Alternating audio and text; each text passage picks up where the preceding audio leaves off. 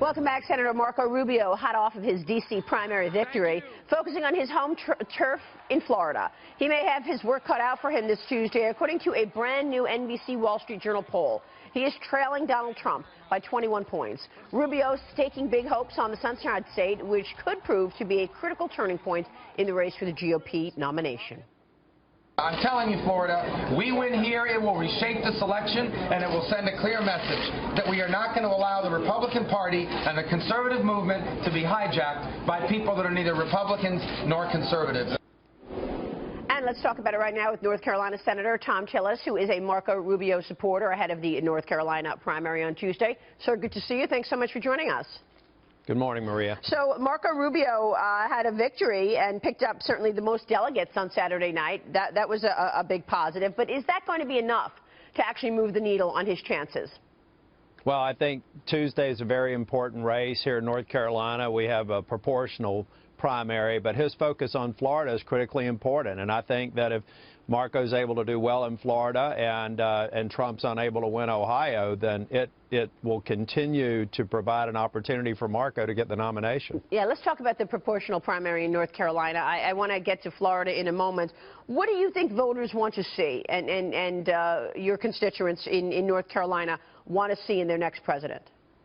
Well, I think they want to see somebody who has demonstrated an ability to get things done. It's great to talk about the what. Everybody knows what we need to do. Marco is the only one in the race right now who has a legislative track record that I think is consistent with where we want to take the nation. He's done a great job since he's been in the Senate. He did a great job as a state leader down in the state legislature and as speaker. And I think the more we're able to focus on his ability to get things done, not just talk about what needs to be done, we know that, but get it done is very important. That's why I liked the debate the other night, because I think Marco did a good job of getting his message out. Yeah, I think so too. But why do you think he hasn't resonated more so and isn't higher in the leaderboard today?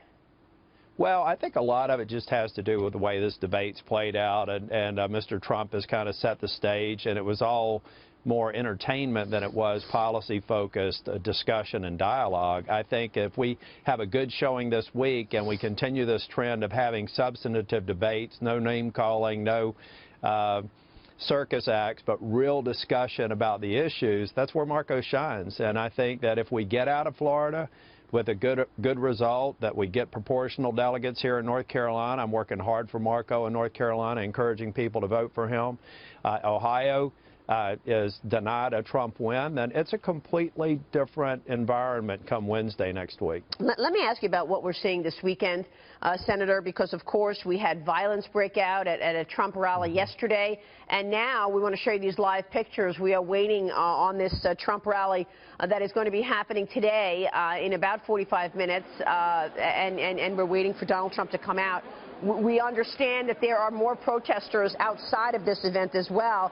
And, you know, the co-chairman of the ACLU, Colorado Springs chapter, on the board of the state chapter, is tweeting out really hate, saying this is the final solution. If you are voting for Trump, I will have to shoot you before Election Day, basically threatening any supporters of Trump. And then you've got MoveOn.org saying any supporters of Trump as well as Trump should know that you are now on notice. What do you make of this? Well, I've been the target of these sorts of organized protests, literally embedded paid protesters. Now, I want to back up and say that some of what has led to this in this presidential cycle is some of the rhetoric of Mr. Trump. So he owes some responsibility for it. But most of the responsibility rests on these folks who are trying to deny First Amendment rights. Some people are getting paid. They're a part of a money machine that like protests. They like the made-for-TV protests that get covered by the liberal media. And I think that it's a disgrace that they would do this and take the election away. Why don't they go to rallies for Sanders and Clinton and stand for something versus stand against us and prevent the candidates from actually getting their message out? They're a part of the problem. Yeah, well, look, we're watching this play out in real time. It is actually quite extraordinary. Let me ask you about this push from some people out there who are saying, look, clearly when you just look at the math, it's Donald Trump, it's Ted Cruz, and the rest of the field needs to get out of the way. That means Marco Rubio, that means John Kasich, and support one of these guys to narrow the situation. And if you really want to take Trump down, Marco Rubio needs to support Ted Cruz.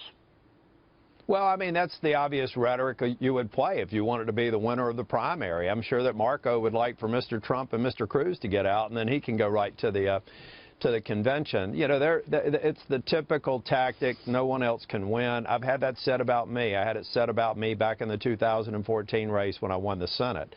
The fact of the matter is we have a process in place where you have to get 1,237 delegates. If you don't get that, we have another process in place in a contested convention. This backroom deals, rhetoric, and all that stuff is just that. It's rhetoric. We go to the convention, we actually cast delegates, and then the majority of the convention will choose if the majority of the voters before the convention can't make up their mind, and that's what we're seeing right now. I mean, has this I think backlash, that Trump has a ceiling. I think Cruz has a ceiling. Has this backlash from the establishment actually helped Trump?